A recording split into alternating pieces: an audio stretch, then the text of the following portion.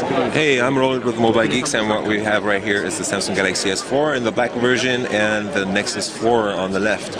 As you can see, they're basically both the same size, but Samsung is actually using a 5-inch display with a separate hardware button beneath the screen and the typical Samsung touchscreen buttons, whereas Google or LG are opting for the variant with the integrated software buttons on the screen. So that's basically wasting some screen space, but always depends on what the user prefers. On the Samsung Galaxy S4, the screen has grown quite a bit, considering it's been going up from 4.8 inches, I think, on the S3 to the S4. So yeah, but it hasn't really gotten any bigger compared to the S3.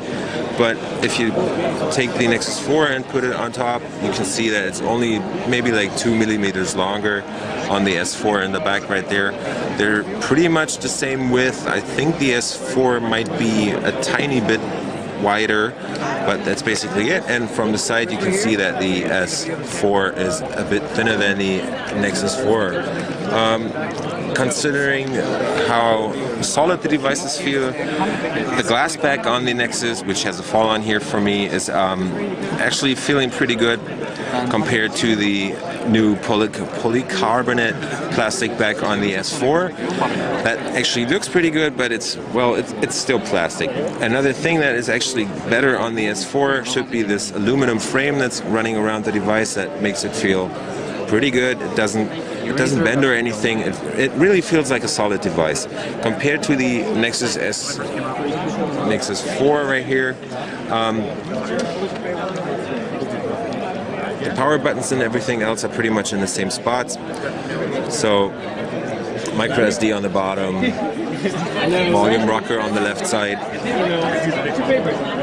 headset ports on the top, but the difference is that the Nexus only has a mic up here, but this is actually an IR blaster on the S4.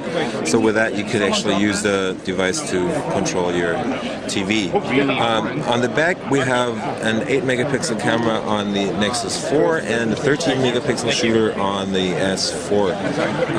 They moved the flash to beneath the camera, so it's pretty much the same as on the Nexus 4. And yeah, the speaker also is on the bottom end of the devices. Yeah, that's just a quick look. Samsung is actually using a highly customized Android version, so this is Android 4.2.2, just as on the Nexus 4 right now.